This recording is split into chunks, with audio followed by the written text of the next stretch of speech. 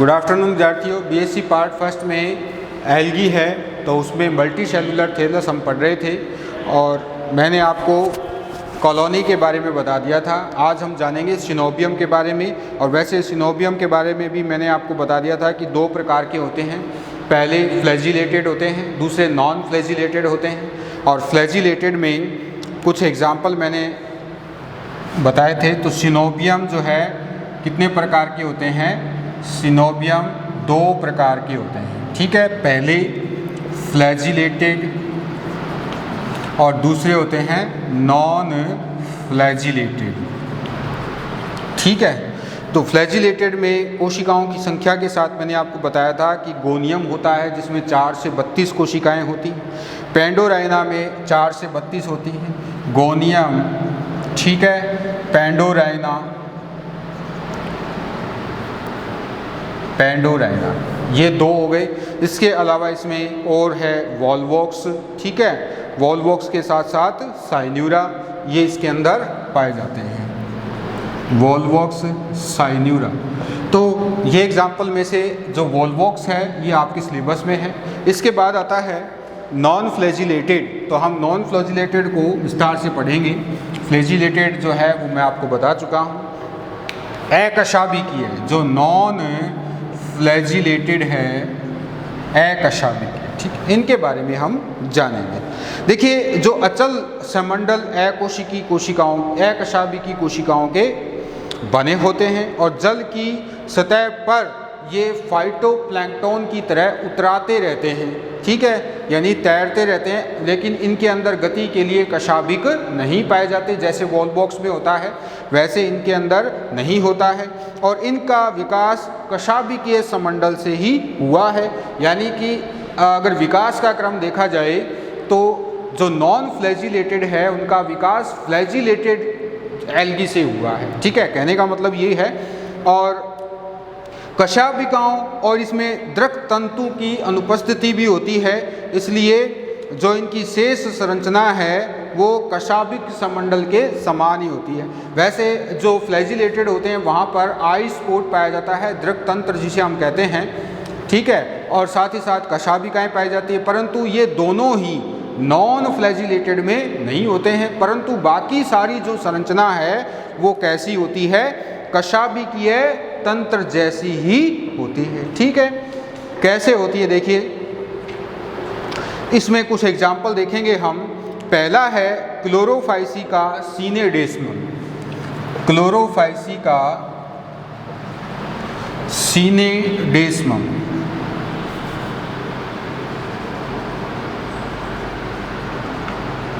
ठीक है, सीनेडेस्मस। अब सीनेडेस्मम जो है उसमें कोशिकाओं की संख्या कितनी हो सकती है? 4 से 8 तक हो सकती है। सीनेडेस्मम में कोशिकाओं की संख्या 4 से 8 तक हो सकती है और ये लगभग इस प्रकार का नज़र आता है। ऐसा दिखने वाला ये एल्गी है कि बाहर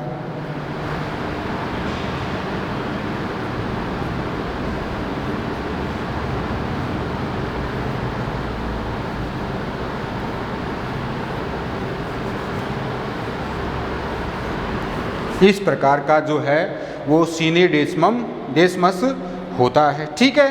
इसके बाद जो है वो अगला एग्जाम्पल है हाइड्रोडिक्टियन। नेक्स्ट है हाइड्रोडिक्टियन। हाइड्रोडिक्टियन कैसा दिखता है? हाइड्रोडिक्टियन में जो है कोशिकाओं की संख्या जो है एक जालक के रूप में होती है। हाइड्रोडिक्टियन में कैसा होता है? ये एक कोशिकाओं का जाल होता है। यानी इस तरह से कोशिकाएं जो है वो जाल के रूप में पाई जाती हैं।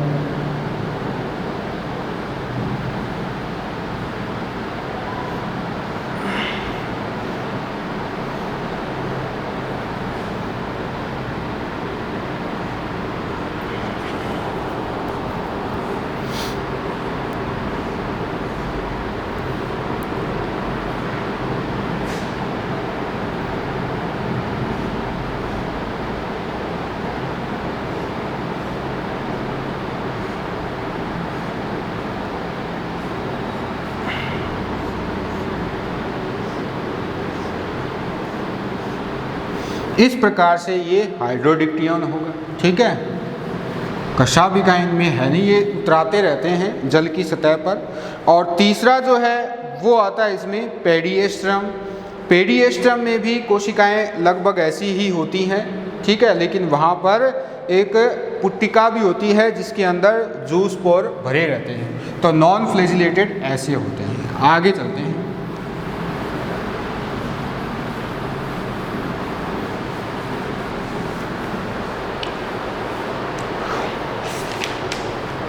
आगे है फिलामेंटस थैलस। फिलामेंटस थैलस पहला हमने देखा कॉलोनी, दूसरा क्या है, तीसरा फिलामेंटस थैलस। दूसरा सिनोबियम था, तीसरा है फिलामेंटस। जो तंतुकीय प्रकार के शैवाल हैं वो सामान्य रूप से पाए जाते हैं और कोशिकाओं के एक साथ जुड़ने से जो थैलस बनता है तंतुनुमा, इसी प्रकार का थैलस होता है। एक तंतु की सदस्य कोशिकाओं की उत्पत्ति जनक कोशिका में एक दिशीय अनुप्रस्थ विभाजनों से होती है। जैसे कैसे, जैसे ये एक शैवाल है, ये शैवाल है ओसिलेटोरिया। ठीक है, ये ओसिलेटोरिया है। अब इसमें कोशिकाओं की संख्या बढ़ेगी तो ये कोशिका क्या करेगी, इस तरह से अनुप्रस्थ विभाजन कर लेगी, ये ऊपर की ओर बढ़ जाएगी। तो जो तंतुकीय शैवाल होते हैं उनमें एक जो अनुप्रस्थ विभाजन है उनकी वजह से ही ये लंबाई में तंतु बढ़ जाते हैं। ठीक है, रेखीय क्रम में ये जुड़ती चली जाती है, इस तरह से विभाजन होता है, अलग नहीं होती है कोशिका, रेखीय क्रम में ही ऊपर की ओर जुड़ती चली जाती हैं। ठीक है, अब देखिए हम कौन कौन से हैं इसमें तंतुकीय थैलस में। जो नॉर्मल है एग्जाम्पल उसमें हम बता सकते हैं ओसिलेटोरिया जैसे, लेकिन अगर हम इनको डिटेल में पढ़ना चाहें फिलामेंटस टाइप को, तो जो तंतुकीय थैलस है उनको 4 भागों में बांटा गया है। कितने भागों में बांटा गया है, 4 भागों में। पहला जो है वो है अशाखित तंतु, अनब्रांच्ड। पहला है अनब्रांच्ड फिलामेंट। दूसरा है ब्रांच्ड फिलामेंट, पहला अनब्रांच्ड, दूसरा है ब्रांच्ड, तीसरा है इसमें हेटेरोट्राइकस, नंबर 3 है हेटेरोट्राइकस, और नंबर 4 है, चौथा जो है वो है स्यूडो पेरेनकाइमेटस। स्यूडो पेरेनकाइमेटस यानी आभासी मृदुतकी। ठीक है, इन चारों को एक एक करके हम जान लेते हैं। पहला ब्रांच्ड, अनब्रांच्ड, दूसरा ब्रांच, तीसरा हेटेरोट्राइकस और चौथा आता है इसमें स्यूडो पेरेनकाइमेटस। तो पहला आता है अनब्रांच्ड। अनब्रांच्ड फिलामेंट कौन से होते हैं, ये अशाखित होते हैं और सरल होते हैं। बहुत सारे इसमें एग्जाम्पल हैं, जैसे एनाबीना, नोस्टोक, ठीक है, स्पाइरोगाइरा। इसी तरह से और भी इसमें एग्जाम्पल हैं, जैसे ऑसिलेटोरिया। ठीक है, ऑसिलेटोरिया और नोस्टोक ये आपके सिलेबस में है। और है उडोगोनियम, यूलोथ्रिक्स। ठीक है, ये जो एल्गी हैं वो कैसी होती हैं, तंतुनुमा होती हैं। अब कुछ एग्जाम्पल मैं आपको इसके अंदर बता देता हूँ। जैसे ओसिलेटोरिया जो है वो इस प्रकार का होता है। ठीक है, ऊपर की ओर ये कैलिप्ट्रा होती है, इसमें नीचे इसकी कायिक कोशिकाएं होती हैं, ये तो ओसिलेटोरिया हो गया। नोस्टोक है वो इस तरह का होता है, मणियों जो मोतियों की माला है उसमें जिस तरह से मोती होते हैं उस तरह से ये ओसिलेटोरिया होता है। ये एक तंतुकीय ओसिलेटोरिया है। ये सामान्य कोशिकाएं हैं, ये हेटेरोसिस्ट कोशिका है। ठीक है,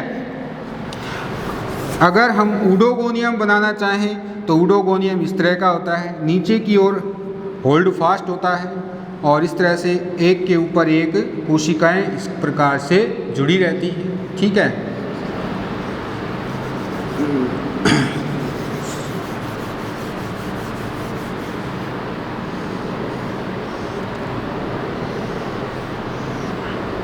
ये उडोगोनियम है, ठीक है, इस प्रकार से।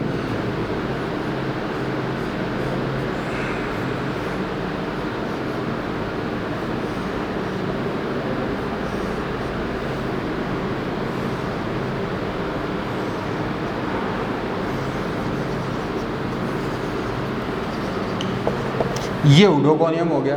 तो ये भी एक तंतुकीय शैवाल है, तंतुनुमा इसके अंदर अवस्था पाई जाती है, ठीक है। तो ये आप एग्जाम्पल अच्छी तरह से याद कर लेना। अनब्रांच्ड में आपके सिलेबस में है नोस्टो, ओसिलेटोरिया, ये दोनों हैं, और उडोगोनियम, ये तीनों हैं, ठीक है। आगे चलते हैं, ब्रांच्ड फिलामेंट।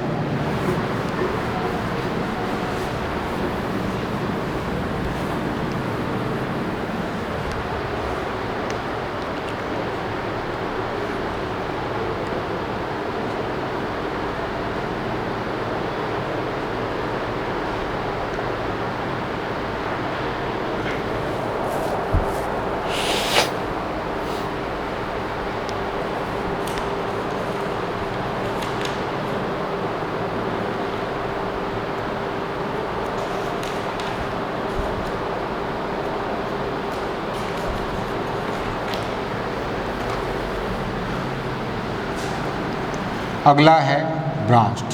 तो ब्रांचिंग जो है वो दो प्रकार से होती है, ठीक है। एक तो है ट्रू ब्रांचिंग और एक है फॉल्स ब्रांचिंग। शाखन जो है वो दो प्रकार से होता है, ट्रू ब्रांचिंग और फॉल्स ब्रांचिंग। अब ट्रू ब्रांचिंग में क्या है और फॉल्स ब्रांचिंग में क्या है, दोनों के बारे में आपको अंतर पता होना चाहिए। जैसे ये क्लीडोफोरा है, ठीक है। क्लीडोफोरा जो है इस प्रकार का होता है, इसमें इस प्रकार से शाखाएं बनी रहती हैं, ये क्लीडोफोरा है। और एक ये है,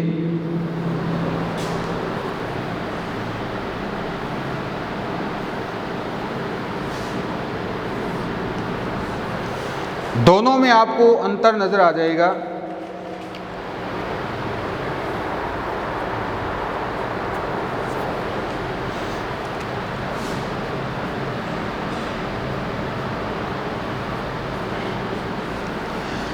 सबसे ज़रूरी बात यह है कि इस प्रकार की जो ब्रांचिंग होती है उसमें शाखा का जीवद्रव्य, जो मूल शाखा है जहाँ से ब्रांचिंग हुई है, उसके जीवद्रव्य से लगातार संपर्क में रहता है, इसके संपर्क में ये लगातार रहता है, ठीक है।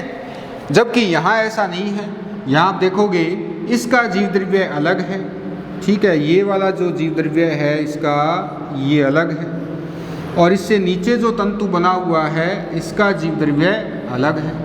यहाँ पर ये आपस में अलग हो गए हैं, ठीक है। ये तो एग्जाम्पल है क्लीडोफोरा, और ये है साइटोनीमा, ये साइटोनीमा है। तो ये ट्रू ब्रांचिंग है और ये फॉल्स ब्रांचिंग है, ठीक है। ये आपको अच्छी तरह से याद रखना है। ये तो बात हो गई ब्रांच्ड की।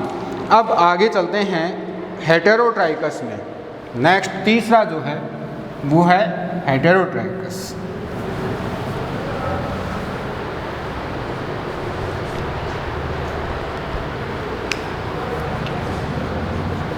हेटेरोट्राइकस, इसे हम विषम तंतुकी शैवाल भी कहते हैं। विषम तंतुकी शैवाल में दो अवस्थाएं होती हैं, एक तो होती है प्रोस्ट्रेट अवस्था और दूसरी होती है इरेक्ट अवस्था, ठीक है। यानी दोनों ही अवस्थाएं एक साथ होती हैं, सीधी सी बात ये है, ठीक है, एक साथ होती हैं। इसीलिए जो दोनों तंतु है मिलकर के इनका विभाजन और संयोजन विषम रूप से होता है। और उधर्व तंत्र, इसमें इरेक्ट सिस्टम जो है उसको प्रोजेक्टिंग सिस्टम भी कहते हैं। और जो फियोफाइसी वर्ग में भी ये पाया जाता है, क्लोरोफाइसी वर्ग में भी पाया जाता है। जैसे अब क्लोरोफाइसी का कोलियोकीट है, कोलियोकीट कैसा होता है, ये कोलियोकीट की कोशिकाएं हैं, ठीक है। इस तरह से ये कोलियोकीट है।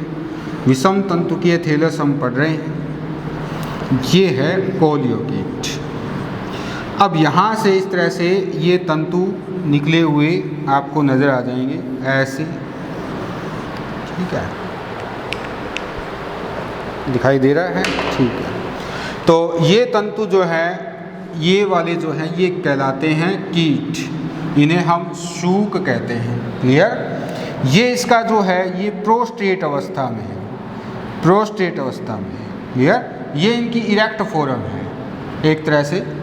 तो जो इसमें शूक होते हैं वो इनके इरेक्ट फोरम में आते हैं। तो इस प्रकार का जो थैलस है उसको हम क्या कहते हैं? हेटेरोट्राइकस थैलस कह सकते हैं। दूसरा जो आता है इसमें एक्टोकार्पस जो है वो भी किस में आता है? एक्टोकार्पस भी हेटेरोट्राइकस में ही आता है। एक्टोकार्पस भी हेटेरोट्राइकस में आता है। इसी तरह से कीमोसाइफोन है वो भी हेटेरोट्राइकस में ही आता है। ठीक है।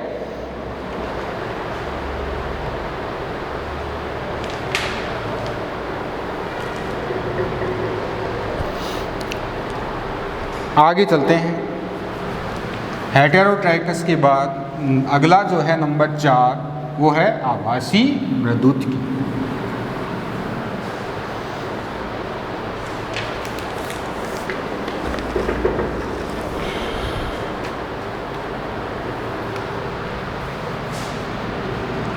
Pseudo parenchymatous. आभासी मृदुतकी कैसा होता है? देखिए, आभासी मृदुतकी में आपको ये ध्यान रखना है कि जब बहुत से एक पंक्तिक तंतुक आपस में संयोजन कर लेते हैं तो वो एक मृदुतक की तरह स्वभाव दर्शाते हैं। हालांकि इनमें तंतुओं की कोशिकाओं का परस्पर संयोजन नहीं होता है, इसीलिए इसको आभासी मृदुतक कहते हैं। 2 प्रकार का होता है, एक तो है मोनोएक्सियल और एक है दूसरा इसके अंदर जो है वो है मल्टी एक्सियल। ठीक है। नेक्स्ट जो है वो है मल्टी एक्सियल, यानी एक अक्षीय और बहुअक्षीय, एक अक्षीय और बहुअक्षीय, इस तरह से ये 2 स्वरूपों में पाया जाता है। जो एक अक्षीय है उसका एग्जाम्पल है बेट्रैको स्पर्मम। एक अक्षीय का एग्जाम्पल क्या है? बेट्रैकोस्पर्मम। और बहुअक्षीय का एग्जाम्पल है पॉलीसाइफोनिया, कोडियम, ये इसके एग्जाम्पल हैं, पॉलीसाइफोनिया और कोडियम। आप देख लेते हैं इनके डायग्राम। ठीक है, किस तरह से हैं। तो जो फिलामेंटस टाइप पढ़ रहे हैं हम, उसमें आभासी मृदुतकी में बेट्रैकोस्पर्मम जो है वो किस प्रकार का होता है अभी हम देखेंगे। बेट्रैकोस्पर्मम को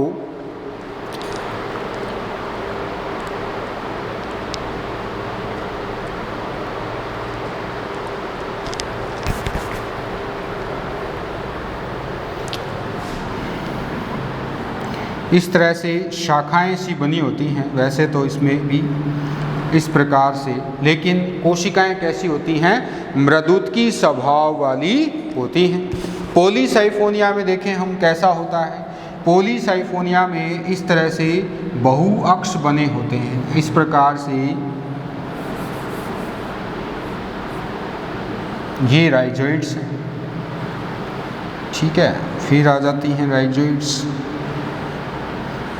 ये आप देख सकते हैं एक अक्ष है, दूसरा अक्ष है, तीसरा अक्ष है, इस तरह से बहुत सारे अक्ष इसमें बने हुए हैं। नीचे की तरफ राइजोइड्स होती हैं। तो ये आता है पॉलीसाइफोनिया। पॉलीसाइफोनिया साइफनी स्वभाव वाला भी होता है क्योंकि इसमें नलिकाकार अवस्था पाई जाती है। पोली माने होता है बहु, तो बहुनलिकीय अवस्था हो गया पॉलीसाइफोनिया का मतलब। स्यूडो पैरेनकाइमेटस हो गया। आगे चलते हैं।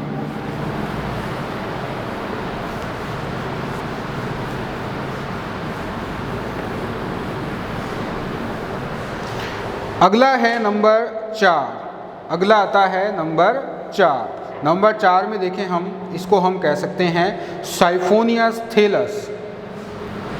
साइफोनियस थैलस चौथा प्रकार है ये। तो साइफोनियस थैलस कैसा होता है? देखिए साइफोनियस थैलस जो हैं वो पटों रहित होते हैं। कैसे होते हैं? पट रहित संकोशिकी, पट रहित और संकोशिकी होते हैं। और इसके साथ ही इनको हम बता सकते हैं नलिकीय प्रकार का जो है इसमें स्वभाव पाया जाता है, बहुकेंद्रकी स्वभाव होता है, बहु केंद्रकीय व नलिकीय स्वभाव, बहुकेंद्रकीय व नलिकीय स्वभाव होता है। देख लेते हैं हम किस तरह से, जैसे ये है।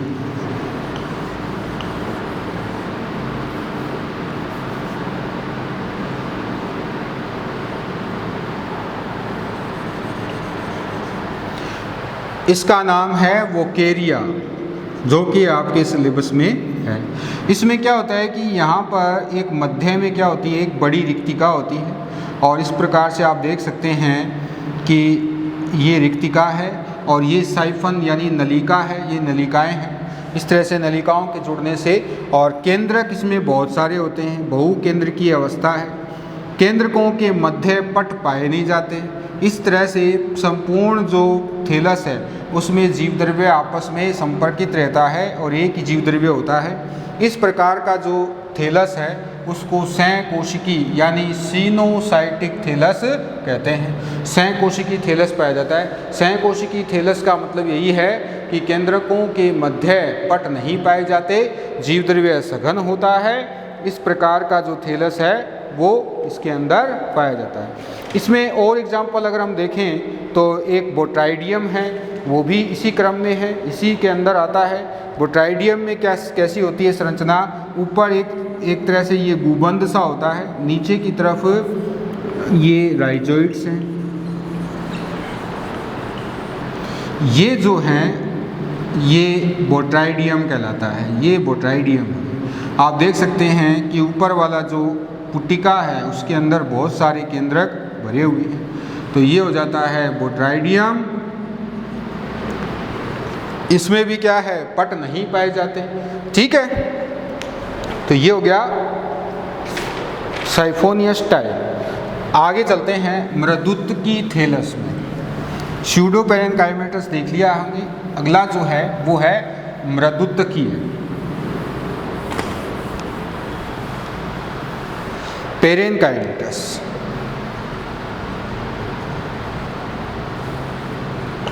पेरेनकाइमेटस थैलस ज़्यादातर कहाँ पाए जाते हैं? फियोफाइसी वर्ग में पाए जाते हैं। क्लोरोफाइसी में भी होते हैं लेकिन फियोफाइसी में भी होते हैं। एग्जाम्पल देखें हम इसका, क्लोरोफाइसी में तो अल्वा होता है, हलवा नहीं है, अल्वा है। इसी तरह से फ्यूकस है, लेमिनेरिया है। ये सब कैसे हैं? ये सब मृदुत्की स्वभाव वाले हैं। ठीक है, सार्गेसम है, सार्गेसम ये भी क्या है? मृदुत्की स्वभाव वाला थैलस है। कैसे कैसे होते हैं देखिए। सार्गेसम में तो क्या है, इक्विशिटोइड थैलस, सार्गेसम जो है, अल्वा, सार्गेसम ये सब खाने वाले शैवाल हैं। ठीक है, बोट्राइडियम है वो भी इसी के अंदर आ जाता है क्योंकि मृदुत्क में ही उसको हम शामिल कर देते हैं। ठीक है, तो अल्वा जो है वो कैसा होता है? अल्वा जो है वो इस तरह से, इस प्रकार का इसके अंदर कुछ संरचना जो है इस प्रकार की पाई जाती है अल्वा में। ये जो है अल्वा है। अल्वा शैवाल मृदुत्की शैवाल है, आपको दिखाई दे रहा होगा। ठीक है, अगला चलते हैं हम। लास्ट जो है वो है इक्विशिटोइड थैलस। नेक्स्ट है इक्विशिटोइड थैलस। इनको इक्विशिटोइड इसलिए कहा जाता है क्योंकि ये एक टेरिडोफाइट का जो प्लांट है इक्विशिटम, उसके जैसे ही होते हैं। टेरिडोफाइट, इनकी बाह्य आकार की कैसी होती है? इक्विशिटम जैसी होती है, इसीलिए इनको इक्विशिटोइड थैलस कहा जाता है। और एग्जाम्पल है इसमें कारा, एग्जाम्पल है इसका कारा। ठीक है,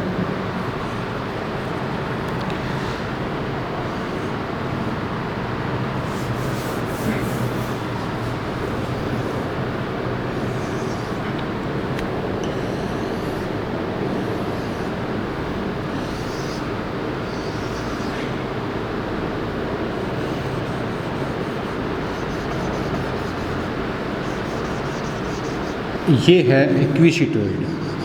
आप जब इक्विशिटम पढ़ोगे टेरिडोफाइट में तो वहाँ पर जब आप उसको देखोगे तो इसी तरह से आपको नज़र आ जाएगा,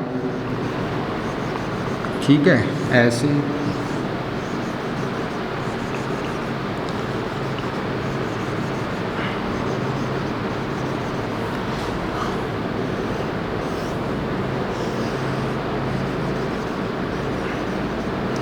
ये है लिमिटेड ऑफ अनलिमिटेड ग्रोथ वाली ब्रांचेज हैं, ये वाली जो बड़ी वाली है, और जो छोटी वाली जो आप साइक्लिक रूप में इसको रोल्ड देख रहे हैं ये है लिमिटेड ग्रोथ वाली, ठीक है। ये छोटी छोटी जो हैं ये लिमिटेड ग्रोथ वाली हैं, ये नोड पर होती हैं इस तरह से, ये नोड पर हैं, इस प्रकार से ये नोड हैं, नोड पर रोल्ड फॉर्म में ये पाई जाती हैं। और नीचे की तरफ ये क्या है, ये राइजोइड्स हैं। तो एक तरह से वृक्षीय स्वभाव इनके अंदर पाया जाता है, ठीक है। ये आप देख सकते हैं, ये सब क्या है, ये हो गया इक्विशिटोइड फोरम, ठीक है। तो इस प्रकार से शैवालों में हमने देखा कि उनका थैलस जो है वो कई रूपों में पाया जाता है। अब एग्ज़ाम के लिहाज से सबसे इम्पोर्टेंट तो है इसके अंदर एक तो साइफोनियस थैलस, ये आप अच्छी तरह से याद कर लेना, और कारा में इक्विशिटोइड पाया जाता है, ये एग्ज़ाम में बहुत बार आ चुका है, ये भी आपसे पूछा जा सकता है। ट्रू एंड फॉल्स ब्रांचिंग में क्या अंतर है, ये आपसे पूछा जा सकता है, ठीक है। और कॉलोनी के प्रकार, कॉलोनी और सिनोबियम में अंतर क्या होता है, ये भी आपसे पूछा जा सकता है, क्लियर। तो ये कुछ क्वेश्चन इसके अंदर जो डेड नंबर के जो क्वेश्चन बन रहे हैं वो इस तरह के बन रहे हैं। अगर ये पूरा आएगा 5 नंबर का तो फिर ये आएगा थैलस ऑर्गेनाइजेशन पूरा समझाना होगा आपको। तो आज के लिए स्टूडेंट बस इतना ही, थैंक यू वेरी मच। कल हम अगली क्लास में जो है वो पढ़ेंगे वर्णकों के बारे में, ठीक है, शैवालों में वर्णक कौन कौन से होते हैं। तो थैंक यू वेरी मच।